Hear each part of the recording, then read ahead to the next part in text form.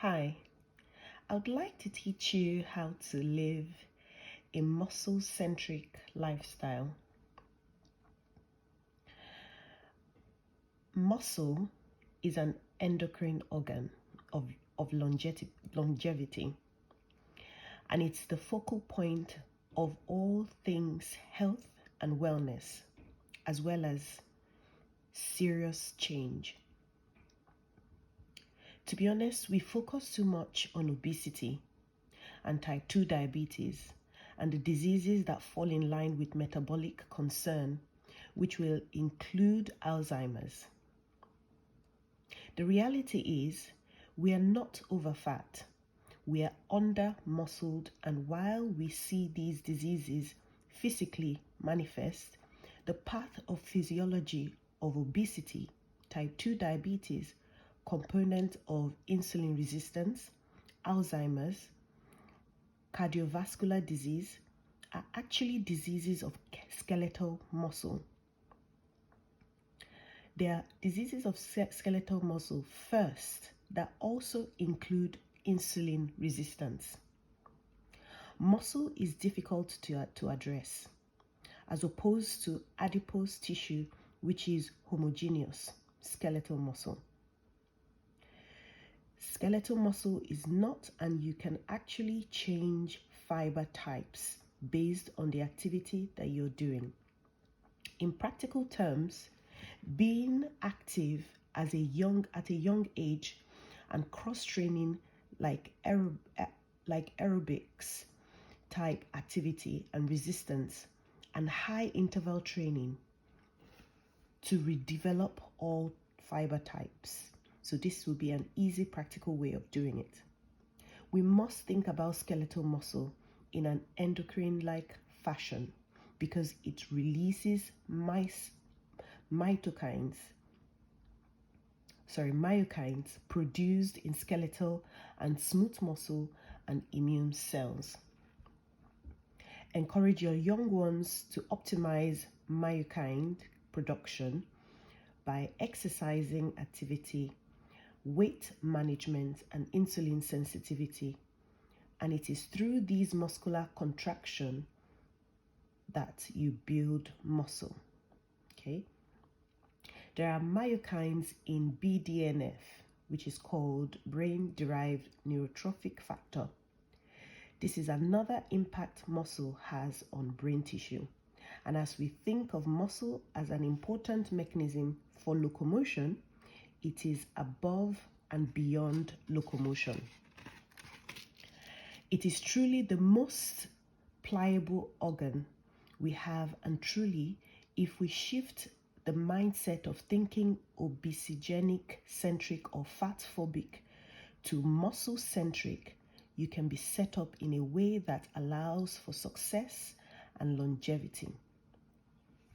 If you're diabetic, please bear in mind metformin affects your muscle because it doesn't allow the growth of the growth hormone known as mTOR.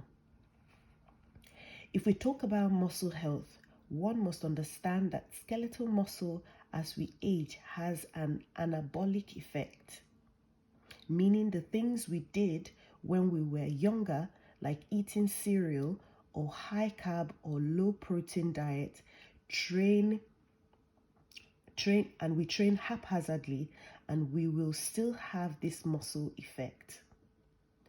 Muscle protein synthesis. When we are young, we are driven by hormone, including insulin, which is an anabolic hormone. As we age, however, skeletal muscle becomes resistant. They become resistant to nutrient factors like dietary protein. This becomes essential when we are talking about health and longevity. We must be able to stimulate muscle protein synthesis, which is the synthesis of new protein. And as we age, we no longer want to be driven by insulin, which increases weight gain. We do want to be driven by protein and optimizing protein to overcome anabolic resistance, which is a decrease in sensing mechanism in skeletal muscle dietary wise. Basically, today, the take home for everyone who's listening to this, you need to know to hit a minimum of 30 grams of protein per meal. There's no two ways to trigger that internal mechanism, which is mTOR.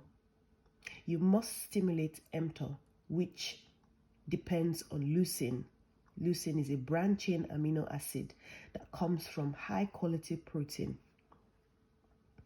This sensing mechanism decreases as we age. The only way to overcome that is to increase the amount of protein driven at one time to overcome that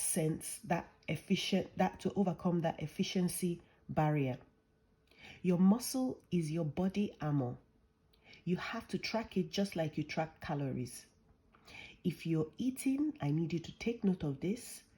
If you're eating a low protein diet, adding a branched-chain amino complex, which is a 2-to-1 ratio of leucine, acylin, and valine, to a lower quality protein meal will be sufficient. It can be 1 scoop, so you can supplement it, is what I'm saying. It can be 1 scoop of branched-chain amino acid. Although I would advise to get this from real food. You will not require an essential amino acid mix if you're eating a high quality protein source, which is from food. You also need to do enough resistance and cross-training activity to address hypertrophy as a modality for health and wellness. Hypertrophy is growing stronger, bigger muscles. Strength isn't really involved in hypertrophy component, but they go hand in hand. As we age, it becomes more difficult to stimulate that tissue. Please take note, you can build muscle at any age.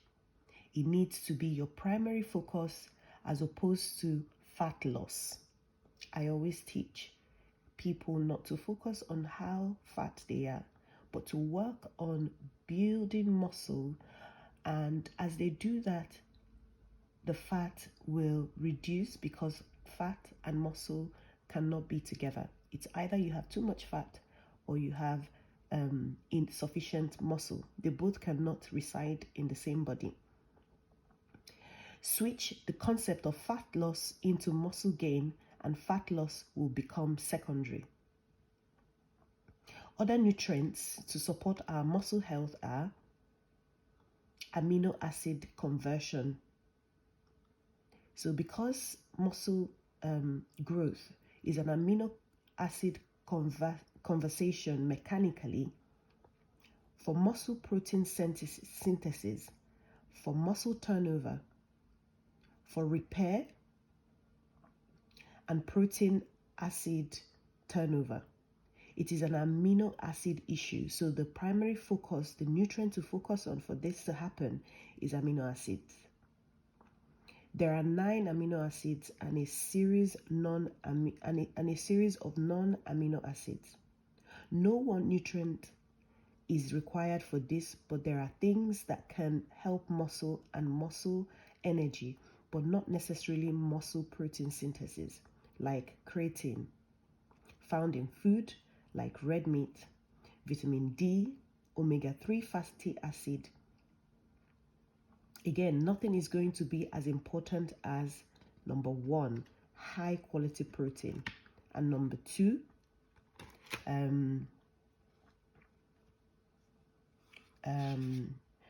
will be your overall calorie intake to support muscle growth. In summary, exercise should be resistant training focused. In terms of food or nutrition, think about muscle health through intake of amino acid. Now, if you need support with this, you're welcome to reach out to me, and I would support you or guide you and show you how I do it. Beware that cortisol is catabolic. Cortisol is our stress hormone. It's the enemy. It's the enemy of muscle. Yeah? There is an initial cortisol spike that happens during training.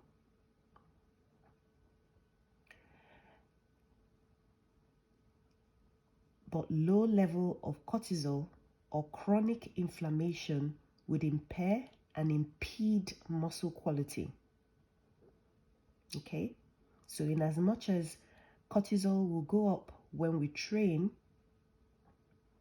but low level of it or chronic inflammation will stop our muscle and impede the quality of muscles that we build. As we age, there is fat filtration into the tissue, but stress and lack of sleep will stop your muscle from growing. You need to be able to recover properly. So when you think about muscle health, you think about mechanical tension, which is training. Think about metabolic stress and muscle muscle damage and repair. And it comes from rest, recovery, sleep to keep cortisol very low. Stress is not bad because there are components to stress, but we have to get good at managing it by eating, moving, and sleeping right. For people who have chronic issues that are neuromuscular or affect the muscular system, you can do this through blood flow restriction using much lower weight. So for example, old people would use something that helps them stop or reduce blood flow. So even if they lift a small weight, it still has impact on muscle growth. Another way is by using electrical stimulation, ESTEM. It's very important for these people, and dietary protein immediately after training to increase blood flow into the muscle. At this point, they are primed for nutrient absorption. So it's best to have your meal, which is protein, which is protein dense, immediately after training, because it's the best time to absorb nutrients. This applies to everyone, especially with an aging population. I really hope this helps you, and I wish you well on your healing journey.